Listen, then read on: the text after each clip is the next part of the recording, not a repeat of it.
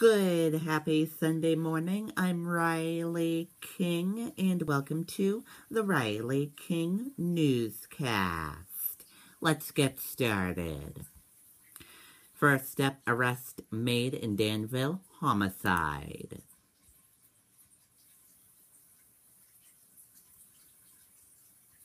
Let's take a listen to this video from WMUR News 9. Chardelli Fuel will take up to $1,000 off the installation of your propane conversion. Need any more reasons to convert? Chardelli Fuel, now proudly serving Cheshire County with our new location in Keene.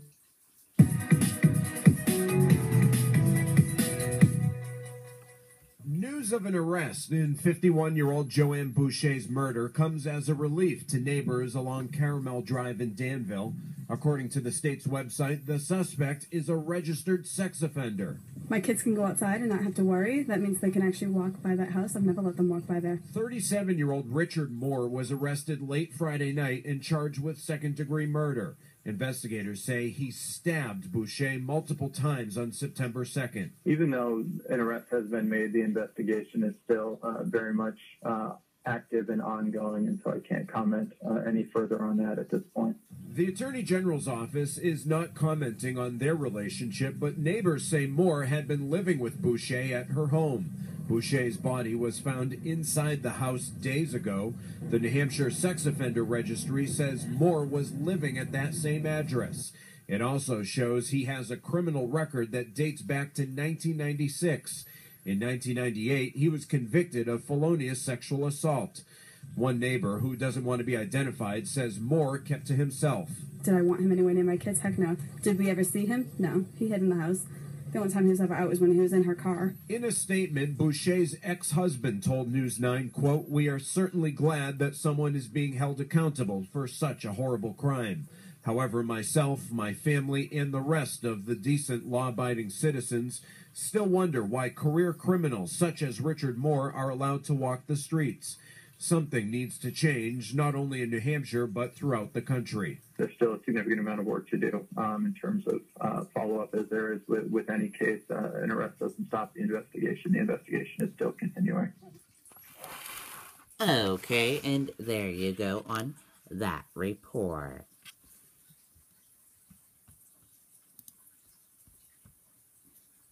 Remembering 9/11 New Hampshire victims.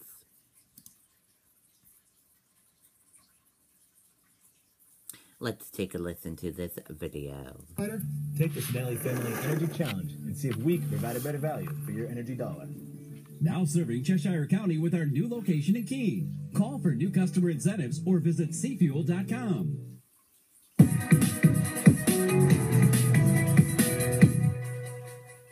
McGinnis from Portsmouth was the co-pilot of American Airlines Flight 11, which crashed into the North Tower. The captain of Flight 11 was John Oganowski, an Air Force veteran. And Madeline Amy Sweeney was a flight attendant. The Nashua High School graduate was able to call a ground supervisor by airphone to tell them about the hijackers before the crash.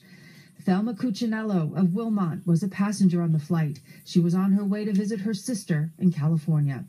Also on board, 48-year-old Charles Jones, an Air Force veteran and the manager of space programs at BAE Systems. David Kovalson was also on the plane. He lived in Hudson with his wife and their 15-month-old and 4-year-old daughters. He worked at Raytheon. Douglas Stone from Dover was on the flight for business and to help his son settle in for freshman year at UCLA. Carol Fleisig lived in Plastow with her partner of 12 years and flew out on business that morning. Carl Max Hammond moved to Derry a few months before he boarded Flight 175. He had a doctorate in physics. Robert LeBlanc was also on Flight 175. He was a geography professor at UNH and loved to travel the world.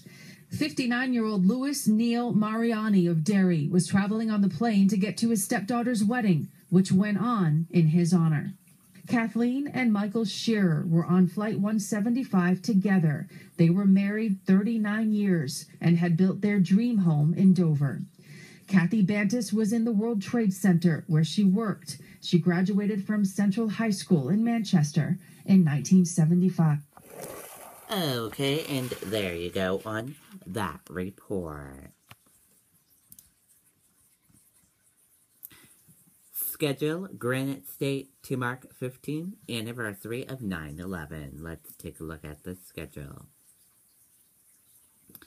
In Boscawen, New Hampshire, 100 Nights of Remembrance, Sunday, New Hampshire State Veterans Cemetery at 6 p.m.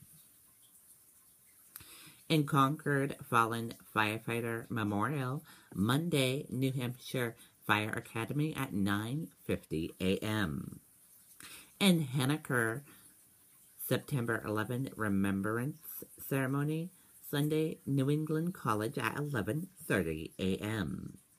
In Hudson, 9/11 Observance, Sunday, Benson Park at 6:30 p.m. In Jackson, American We Support Your Freedom Walk, Sunday, Jackson Covered Bridge at 5 p.m. In Manchester, New Hampshire, 9/11 Stair Climb, Sunday, Brady Sullivan Plaza. Climbers should arrive by 7 a.m. Event begins at 9 a.m. 100 Nights of Remembrance, Saturday, that was last night, at Mount Cleveland Cemetery at 5:45 p.m. Merrimack Candlelight Vigil, Sunday, Abbey Griffin Park at 7 p.m. In Portsmouth, Portsmouth Police Department, Sunday, Portsmouth Police Department at 8:46 a.m. In Ringe, Remember, September 11, Sunday, Cathedral of the Pines at 8:45 a.m. and then at 1 p.m. In Tilton, 9/11 Observance, Sunday, New Hampshire Veterans Home at 11 a.m.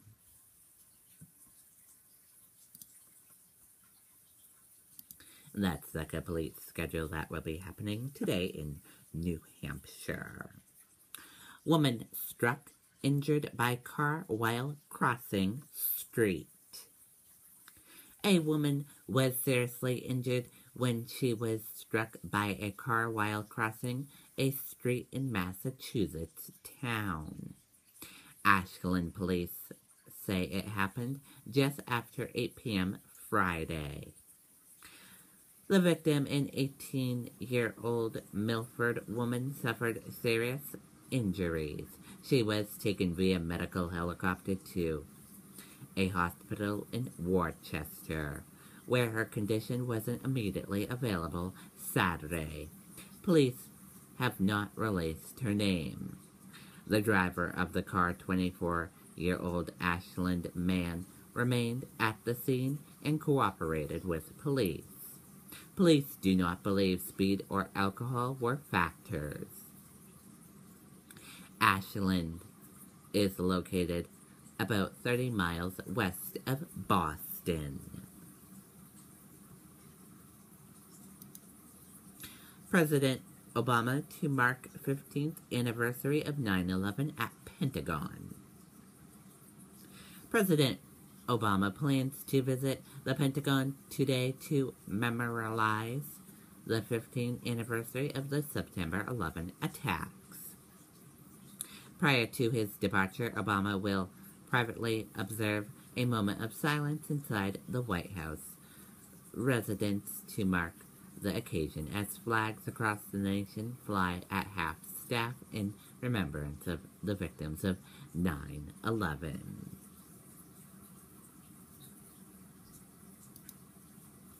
Real Fault in Our Stars. Couple takes a tragic turn. Let's take a listen to this video from CNN. Everywhere. What's in your wallet? I'm just trying to have as much energy as possible so I can visit with people and still, just keep doing what I want to do for as long as I can.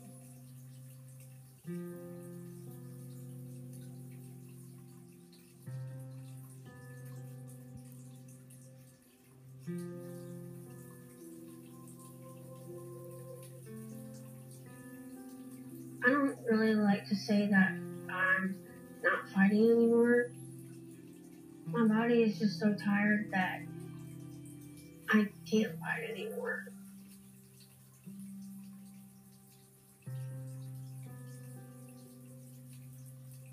I'm hoping that we get to spend, maybe a day and a night together, and then, he'll go back home to Missouri. And I think that, if we have just one more day, I think we'll both be happy with that. I'm not giving up. I'm not throwing the towel in. It's just, I've made the conscious decision that, there's nothing more they can do. And I'm living my life for quality and not quantity anymore.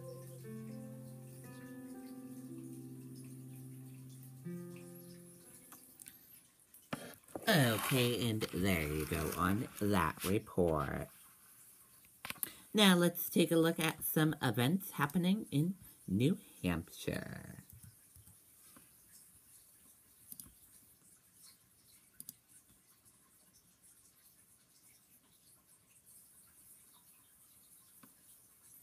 Sunday Champagne Brunch Cruise on the Mount Washington at 10 o'clock a.m. in Wares Beach.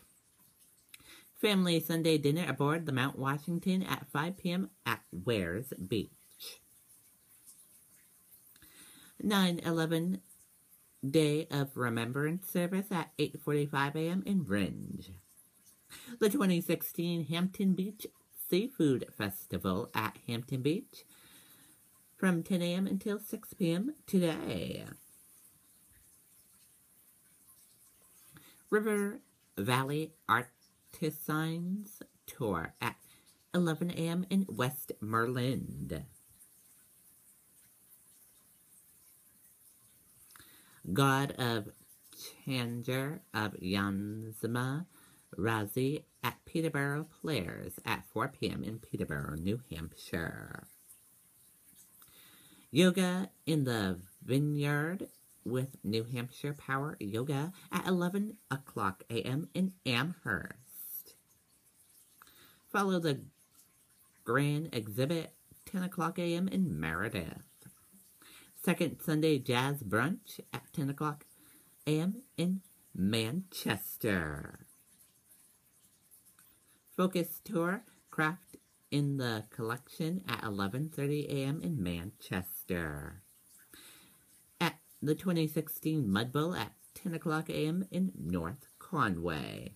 And those are the events happening today in New Hampshire. Just go to visitnewhampshire.gov and then click on what to do and then click on the event calendar. And that does it for the Riley King Newscast right here on the Riley King Network. I hope you all have a great rest of your Sunday. See you back here later on. Goodbye, everyone.